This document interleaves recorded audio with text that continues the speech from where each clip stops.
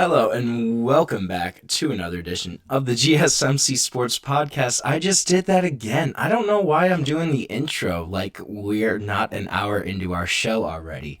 But welcome back to the GSMC Sports Podcast. That was a little better. Okay, pat myself on the back there. But we're rolling on. We're going to kind of switch gears a little bit and talk about the NFL and some big-time quarterback competitions to kind of keep your eye out throughout the spring and the summer.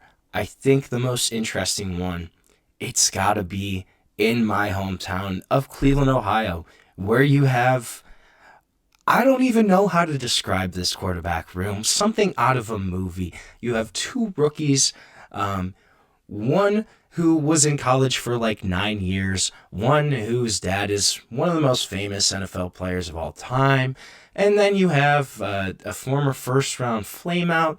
Then you have, a 40-year-old former Super Bowl champion who is beloved by these fans and may actually be the best quarterback on this roster. Mayor, what do you kind of think of what's going on with this Browns quarterback situation and what we could potentially see out of the Browns? I'm laughing because it's so funny when you actually lay it all out. I You mean, it's have all true. It's I didn't say anything false. you have famous guy, you have the guy that's been in that has the most college experience of all time, and then you have the 40-year-old, the former Super Bowl champion like a decade and a half ago, just sitting in the starting role right now. And don't Joe forget Flacco. Kenny Pickett there. Don't forget Kenny Pickett too. I'm sorry, I forgot about I think Pittsburgh forgot about Kenny Pickett, man. Oh my, this is a quarterback room that is straight out of a sitcom, straight out of The Simpsons. I'm serious. It is so funny. And it's funnier because you would think that would be the Pittsburgh Steelers room, but it's not. It's the Cleveland Browns. The Browns continuing to be the Browns. I know you're from Cleveland and you've been a lifelong Browns fan. I'm so sorry that you have been. I respect to you that you have and continue to stand by them the way you have. But the Cleveland Browns continue to do Cleveland Brown things. They do look like they have some bright future there.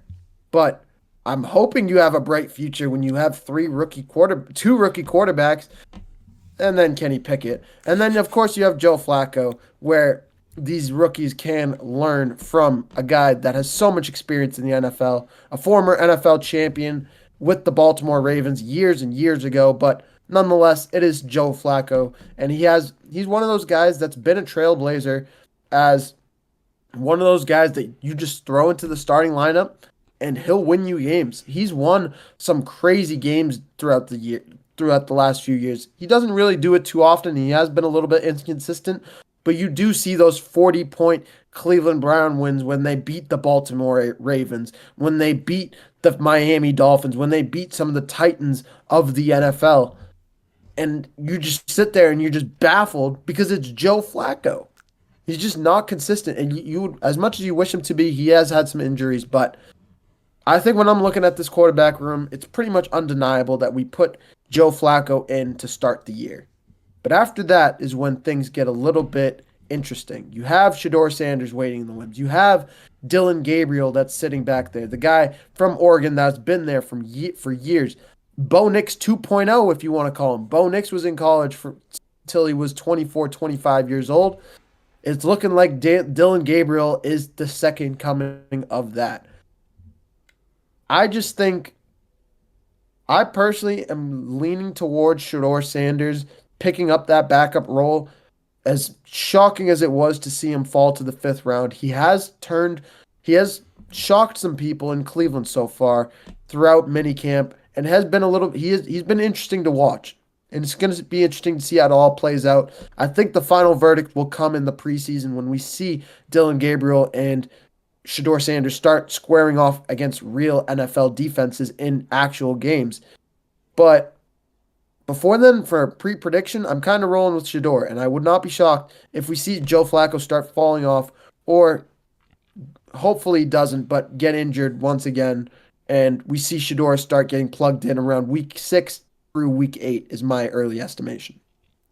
I think it's certainly very possible. And a lot of what I've been hearing out of Cleveland and out of kind of these local beat reporters is that the Browns coaching staff and front office has been very impressed by Shedeur Sanders throughout this spring offseason.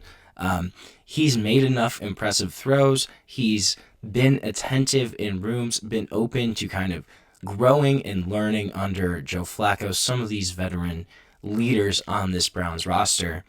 I think they're very impressed with Shedeur Sanders. I will say I wouldn't be surprised, though, to kind of see something where maybe Dillon Gabriel is actually the number 2, and Shedeur is kind of the number 3.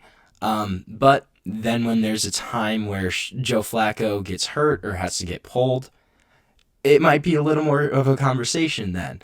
I think, though, if you're kind of looking at experience and just what these quarterbacks bring to the table, also the fact that Dillon Gabriel was drafted before Shedeur Sanders, a prospect that pretty much every NFL front office had behind Shedeur Sanders. Dillon Gabriel, he was the 3rd-round quarterback, not Shedeur Sanders. I think that does say something about what this Browns front office kind of thinks of him. So I wouldn't count him out yet. But another kind of interesting competition is the New Orleans Saints, with a rookie quarterback of their own in Tyler Shough, battling Spencer Rattler after the surprise retirement of Derek Carr. What do you kind of see happening here in New Orleans to start this year? I haven't seen too much news out of New Orleans yet, so I'm going to defer to you really quick, Jake. Has there been any news about that QB battle yet between Rattler and Shough? Yeah, it's going to be an interesting one. I think Tyler Shough probably, you would think he's the early front runner here, being the 2nd-round pick, being a guy that's already 25, 26 years old. He's a little more seasoned, a little more polished than some of these other rookie quarterbacks. But there's a lot of people in this building that do like Spencer Rattler, former 4th-round pick, a guy that has started multiple games for the Saints and has shown enough where there's people in that building that really like him. This was a guy that, if you look at his pedigree as a former 5-star prospect, guy that was on the Netflix show QB1, I don't know if you ever watched that before. I did watch that episode. Will say, I forgot about it. Wasn't a fan of Spencer Rattler on that show, but the talent there with Spencer Rattler was clear. So I think that's going to be an interesting one where both of those guys are pretty young and both have a legitimate shot. I would probably say Tyler Shough has the edge there. Indianapolis, I think this is an interesting one too, with Daniel Jones. And then, the former top 5 pick, Anthony Richardson, one of Jeremy's favorite archetypes over there. What do you think could happen in Indianapolis, especially considering the news that Anthony Richardson is out indefinitely? We don't know how long he's not going to throw. He has a shoulder injury, so he's out indefinitely. What do you think is going to happen with Indianapolis? Yeah, Indianapolis is in a really tough spot. You look at Anthony Richardson, a former top 3 pick in the NFL draft, one of those guys that you looked at and you saw Cam Newton-esque guy, a guy after Lamar Jackson that was, when we saw Lamar Jackson enter the league and take the league by storm, and you saw the next guy in Anthony Richardson, you're like, Indianapolis is going to be one of those next teams in the NFL, one of those big name teams. And I was one of them. In my fantasy league, I drafted Anthony Richardson, and I was a big fan of him.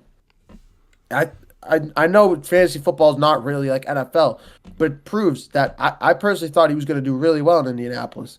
It just really hurts to watch a player of that caliber, of that talent level, dealing with the amount of injuries that he's had to deal with. 2 season-ending injuries so far in his career. He now has a shoulder injury that he's already been labeled to be out indefinitely. Will he be back by the time the regular season starts? We haven't seen any news on it yet, and in my estimation, I don't think so, because these are This is one of those injuries, an AC joint issue, which not only is it not only does it require surgery, but it's one of those problems that just lingers and it comes back every time you take those hits and you fall on that shoulder, it will come back. Every time that you take a helmet to that shoulder, it will come back. Every time he tries to scramble out of the pocket, he will be cautious and he will be nervous because he will think of that shoulder injury. We've seen injuries like this cripple players, and we just saw a guy by the name of Derek Carr, which we were just talking about, retire because of a shoulder injury.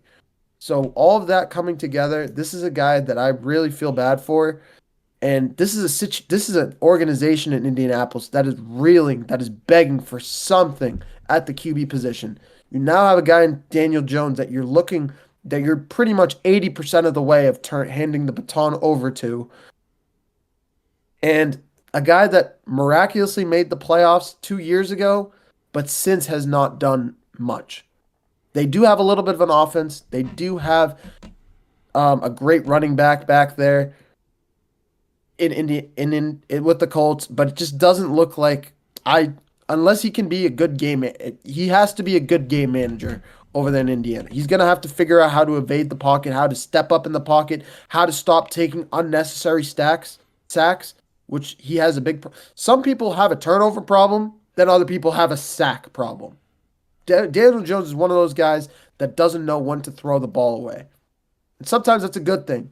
But when you take too many sacks, not only do you get injured with concussions, which Daniel Jones has a problem with, but it's not a good trait to have as a quarterback. So I just don't. I feel really bad for the Colts as a whole. I don't really know what they have to do, what they can do to turn this around.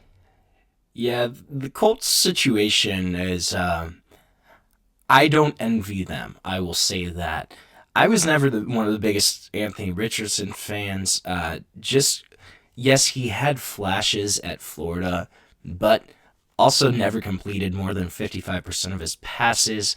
Never really kind of seemed to be developed as a quarterback and as a passer. That's kind of one of my big sticking points when I'm looking at quarterback development. Anthony Richardson just never had that. So I wasn't necessarily super surprised to see him struggle.